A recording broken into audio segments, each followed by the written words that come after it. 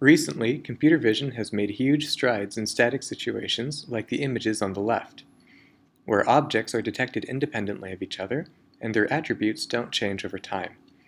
The idea underlying this project is that many environments are dynamic, like the factory on the right. Objects frequently interact with each other and experience state changes, which can be important to recognize. We focus on a class of dynamic situations which we call assembly processes. In an assembly process, multiple objects are combined to form a composite part, or a part is decomposed into its constituent objects. This type of process is often encountered in industrial manufacturing, collaborative robotics, or even when you're putting furniture together. In this work, we develop a model for assembly processes and derive an algorithm for estimating assembly states from video keyframes.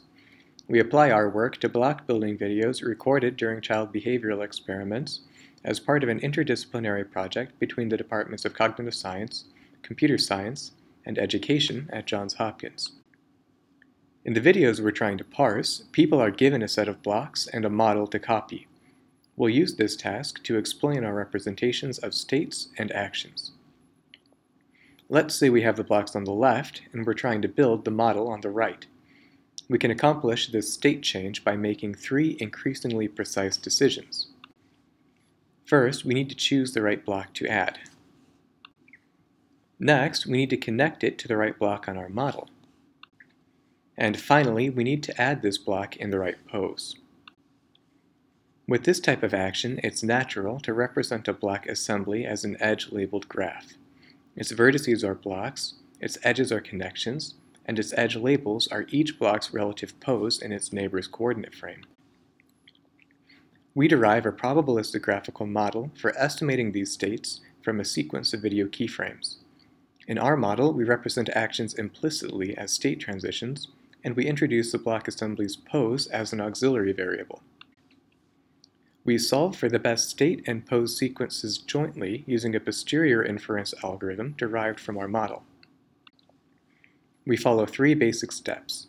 For each image, we generate a set of hypothesis states. Then, we test each hypothesis by rendering a template and registering it to the image. Finally, we use the Viterbi decoding algorithm to compute the best hypothesis sequence for the images we observed. We evaluate our system on 2 block building datasets. To assess the validity of our basic modeling assumptions, we collected a controlled dataset which has a clear view of every state. To assess the robustness of our system in a real-world setting, we tested it on the Child's Play dataset, which was collected from IRB-approved child behavior experiments.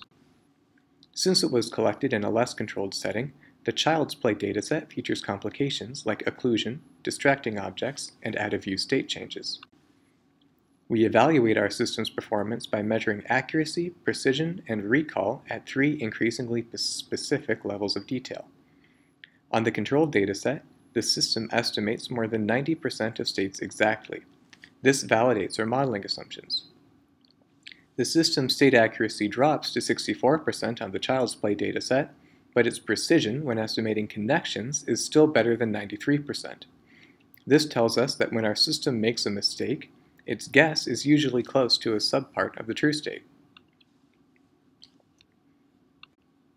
In this paper, we've outlined a model for assembly processes, derived a probabilistic inference algorithm, and applied it to parsing a block construction task. We evaluated on 2 datasets and showed that our system performs almost perfectly when data conditions match our modeling assumptions, and still gives sensible results under much more challenging data conditions. We're currently extending this work in several directions. In addition to RGBD images, these datasets also feature inertial measurements sampled individually from each block, which opens up opportunities for multimodal inference. We're also working on more sophisticated methods for aggregating information across multiple occluded frames. And finally, we're developing explicit action recognition models to operate in tandem with our state recognizer. To conclude, I'd like to acknowledge the entire team at the National Science Foundation for funding this project.